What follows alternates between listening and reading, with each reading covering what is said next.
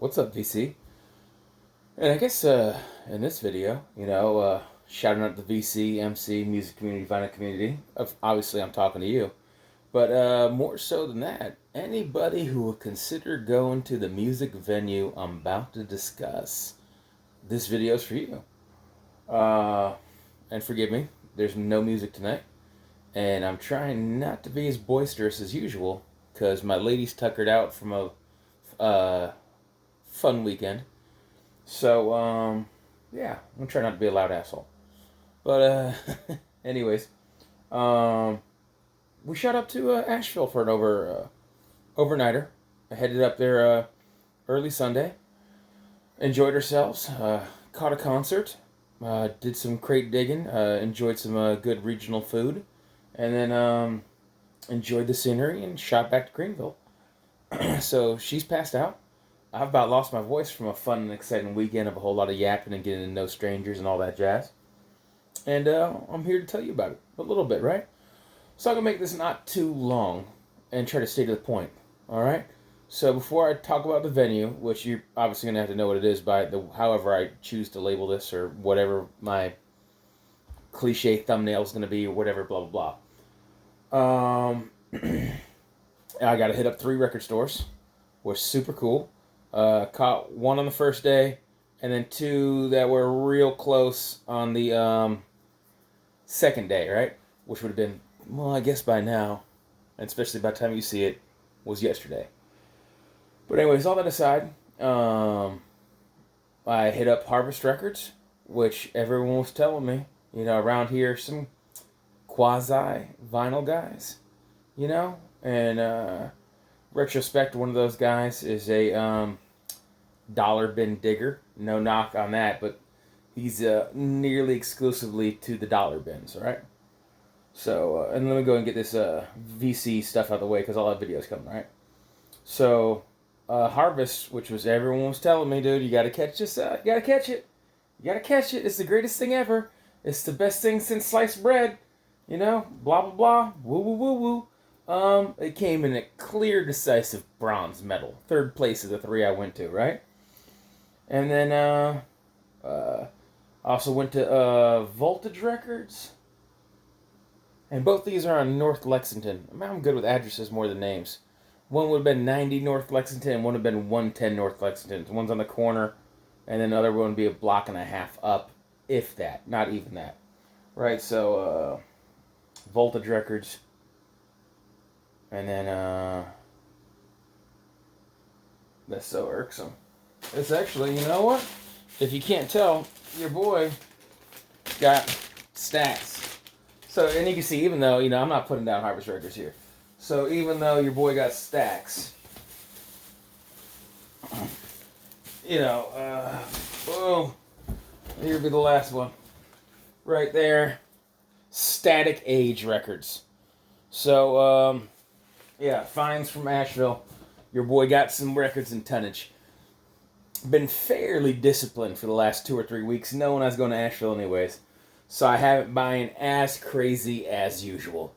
But alright, so that being said, yeah, Harvest Records just pulled 3rd place. If I went back to Asheville, and when I go back to Asheville, I'm going to hit it up. I'll check it again. No animosity. It's definitely a place worth flipping. But for my personal preferences, when I experience once, and the opinions I have are only going to be based on visiting these record stores once each.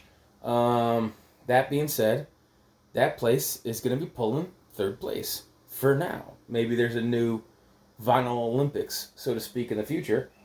But that's the bronze, I'll tell you that much. In between Static Age and Voltage Records, we got the gold and silver. So we'll get into that in the future. But cool beans on the flipping. Some dope scores. So anyone who's a regular watcher, thank you by all means. I appreciate the likes and subscribes and the comments and all that jazz. That's super nice, and I'm enjoying myself here in the VC. But I'm probably going to put these...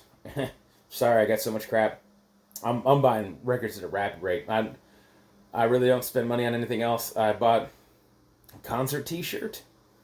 I think I bought a work watch recently. getting thin on anything else, man. What I choose to spend my money is on records, and I've been buying them in bulk. So when you find them and they're in good condition, and you don't see them, I grab them, you know. But I've been grabbing them in oodles. So, anyways, those record finds are coming. I'm just gonna break off these 3 record stores, kind of theme back to back to back. I'll probably have a sandwich of a couple of contest videos, spreading and sharing the love per usual. But and then the psych garage video is gonna get pushed to the back burner. The metal video is gonna get pushed to the back burner. The jazz, soul, funk is gonna get pushed to the back burner, and the punk video is gonna get pushed to the back burner. But the cool thing is, if you watch these next few videos of just these record stores, it's as eclectic as ever from your boy Eclectic Eric of the VC. So you're gonna get a little taste of everything in these next couple videos. But so we're just shy of 6 minutes. Let's get down to the nitty gritty, right? So what are we actually talking about? So your boy went to go see King Gizzard and the Lizard Wizard. I shouldn't say your boy. Veronica and I went to go see King Gizzard, right? And it was cool because we've enjoyed each other's company for a long time now, and but we've yet to go to a show together. And it was super cool to see my chick dance and have a good time. And I had a good time. The show was awesome. To not deviate too long. Cheers, VC. To not deviate too long. I mean, if you like King Gizzard or not, that's whatever. That's your personal preference. I liked the show. What I liked about the King Gizzard show, it was extremely eclectic. I mean, I'm throwing that in there because, I refer to myself as eclectic as far as the music I listen to, my personal likes in pop culture, and world history, and television, and music, and books, and everything of that nature, right? I find that I'm very eclectic, and the people I keep very eclectic. Ramble, blah, blah, blah. Alright? But what I liked about the show is that it was... Man, I stated it fairly eloquently in my film video of my response to Vinyl Richie, right? Who apparently is new to King Gizzard, which is impressive for someone who's... It always shows, as many bands as you think you know, there's always music you don't know. So a lot of people like to preach and pontificate like they know everything about music. And there's always gaps and genres of things you don't know or you haven't experienced yet. Maybe that's not that you don't know, but you don't know yet. So anyways, however I stated to him is that King Gizzard is... Now I always do worse when I'm trying to quote myself than when I just try to think off the cuff. But King Gizzard, it was kind of... oh man, it's going to irk me and I'm trying to quote myself. Anyways, go back and watch my last video. F it, I don't have to script. They rock. They're a jam band. It's kind of stoner doom metal at times. It's kind of thrash speed metal at times, but then it's old school hard and heavy garage. It can kind of be funky with elements of like electronic music to it. If you want a more well put together sentence, then go chase whatever comment I had, right? But I'm getting sidetracked. I like King Gizzard. The show was super cool because the crowd, man, it was white-haired hippies and families with kids and pregnant ladies and men and women and people of all races and ages and shapes. You had greasers and punk rockers. You had full-blown metal kids. And then when the show plays and you kind of have like, kind of a riffy old school hard and heavy type garage song, you see some people, swaying and dancing, and you see some kind of like more funky jam band, and you see like, people dancing with each other and couples, bonding and swaying with each other, and then you see everyone go nuts for a metal song, and then you see like my chick who loves the EDM, so you see an electronic song go on, and she's just throwing her hair back and dancing. I loved it. And then there's a couple songs where everyone comes together and everyone jams on it, and then so everyone was satisfied. It was an eclectic show. It was super dope. My chick bought me some King Gizzard records at the concert, which is super cool because a couple of them were the EPs you don't see, and the earlier ones you don't see. Anyways, that was dope. I got King Gizzard to be shown in the near future. Might be a subsect video. Anyways, so the venue. I just so happened to grab the last one I had in the fridge anyways. Fat Tire. Belgium White. So this is New Belgium Brewery. And the topic at hand, just now finally kind of get into it, if you really think about it, at 10 minutes, is the concert, which I was talking to locals, was kind of co-hosted or funded or sponsored, co-host, whatever you want to call it, by Orange Peel.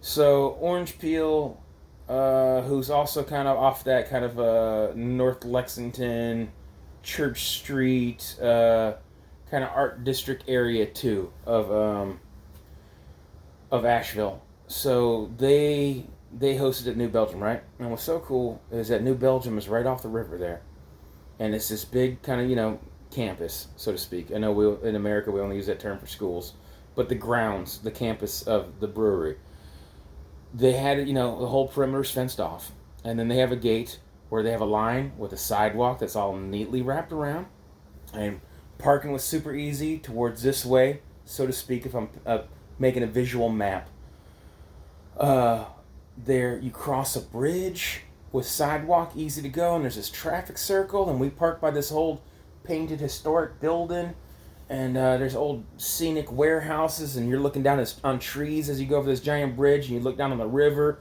And when we got there during the daytime, you could see the people kind of rafting along, and at night you could see the moonlight, kind of trickling on the cascading water in motion. And so it was super dope. And when you got in, I mean, they had a will call that looked super organized. We had our tickets on the phone, and that was super easy. There was a light pat down, which wasn't too invasive, but still they're doing their due diligence. And then it was super easy checking the phone. We went in there, and then I'm going to try to paint a picture for you, right? And I'm going to look off in the distance and say to you guys, see if I can do this, right? And hopefully this kind of pervades or portrays itself mentally for you guys, right? So when you go through this giant campus, right? So the river's down this way, and when you first walk in, the road forks. And where the road forks towards the brewery facilities, and then there's this branch parking area, right? So in this parking area, they have a line of food trucks. So we walked around, we peeped out the food trucks, and then we went to go get beer. They had beer tents everywhere. Everything was New Belgium, obviously. They're hosting the event, and then in honor of them, I mean, no paid sponsor here. I figured I'd crack the last one of these I had in the fridge anyways. We were drinking a Sandia Cerveza, like a watermelon beer, which is perfect for summertime. Although at the start of the show it was like 82 with a breeze and not too sunny, and at night it was like in the mid-70s. Beautiful show. You can't control that. But the cool thing is, if it was a summer show, and the reason I'm preaching on this, as you guys know, I don't social media. I don't do any of that. So if any of you guys are in the region of Asheville, that 2 or 3 hour circle bubble where you might, or even if you're 4 or 5 hours, if that's how far you'll travel to a show, spread the word, or tell someone, or or put it on social media, whatever you want to do. Because I would personally love it if New Belgium Brewery hosted more events and festivals. Because we got there right at 7. Before we went to this dive bar right across the street. And it's a dive bar, so you have to stop there if you're ever in the neck of the woods. It's called the Burger Bar. They don't serve burgers. It's a hole in the wall. It's $1 to join. You have to be a member. It's a freaking buck. But so that was just a little taste of Asheville. I don't know if you guys aren't familiar with Asheville. It's kind of a hipster dive bar of a town outright. And I'm not saying that disparagingly. I'm just making an observation. Because Lord knows I have plenty of dive bar hipster friends in my life. And I'm one of those guys too. But so I hang out with everyone. But that aside, so you hit the food trucks. So we bypass that. And they have beer tents everywhere. They have water stations accessible, tucked away neatly. They have a merchandise stand over here, and right next to that, they kind of have this closed warehouse. And so, if it was like a July, August show in the Carolinas, even though the mountains are a little bit closer than a little bit closer to comfort, being higher up, it's a little cooler, right? So if you live down, coastal or in the foothills like I do, it's going to be a little bit hotter and more humid, so it's going to be miserable. But even if it was a hot summer day, that warehouse has air conditioning, separate doors with plenty of room for a line, with like a tap room. You can get beers there if you don't want to go to the tents and all that, if you want a little break. In front of that, they had a hallway down to men's and women's bathrooms, super clean and stocked, sanitary. Can't be mad at that at the show. I didn't peep them out, but they probably had different facilities elsewhere, porta potties. I didn't notice. All right, just outside of that warehouse, and that's where the merchandise is out front, and the food trucks would kind of be right here, if that makes sense. Um, Outside those doors, they have nice, quality, sturdy picnic table benches with umbrellas in a nice, heavy, kind of fine gravel dirt area where it's blocked off. So you can chill and hang out there. You're still in the path of the music. You know, you're not right in the middle of it, but you can hear everything. You can see towards the stage. Off that, kind of behind the warehouse and everything, they have a big giant slopey hill with like the wood Adirondack slope back chairs where you're staring down at the river. And then just around that way, there's kind of a split bridge that goes off of either the river or offshoot of it towards the actual brewery, right? You can't do the tour because it's during a show or a festival, right? So we got there early during daylight, and they had some opening acts that I really need to look up because I went there for King Gizzard, and we weren't in front of the stage taking the music, really paying attention to those bands, but you can hear them the whole time. Obviously, you're at a show. Those bands were dope, so I got to look it. I got to look it up, look up the set list or whatever it was, and they were really enjoyable music. And there's like a double beer tent in the middle to kind of split everyone herding in the masses. So when you're kind of watching the show, it's kind of like in a V pattern, which is cool because then if you're actually in the show, you don't have to leave the listening area to go grab beer. And a secondary cause of that, which was actually kind of cool, especially for the hippie kind of jam band people that just want to like dance and shake and bob their head and be nuts.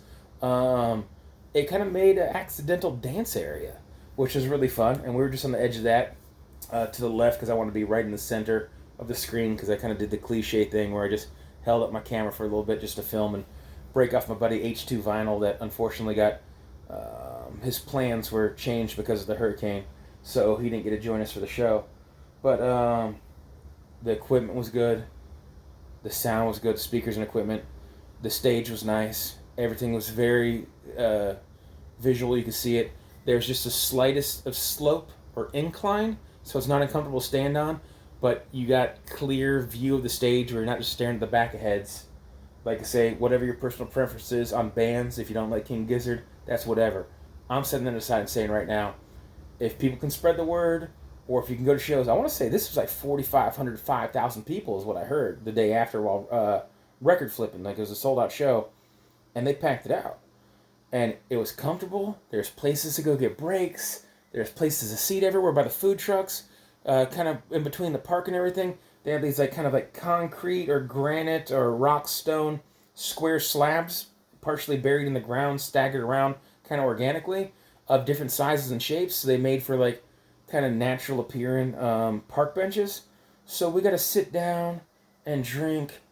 Like I say, they had water stations, so you didn't have to buy bottled water. And then by the food trucks, people had set up on ice free bottled water, which is priceless because there was one table where they had name brand bottled water, and you still find some yippies, or some, yuppie hippies, whatever you want to say, that want to look prestigious or whatever it may be with their bottled water, which I'm just like, you pay $3 for that?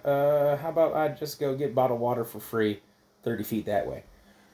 But, or, hey, do your due diligence and check. Maybe you're not a yippie, maybe you're just an idiot. In that case, they're idiots. It is what it is. I'll call it what it is. But, no, New Belgium Brewery, though, man. The venue was awesome. It was spacious. When you want to get right into the field and watch the venue and the band, the stage was dope. It sounded great. There's places for Ubers to stop off. You could spread right or left when you leave.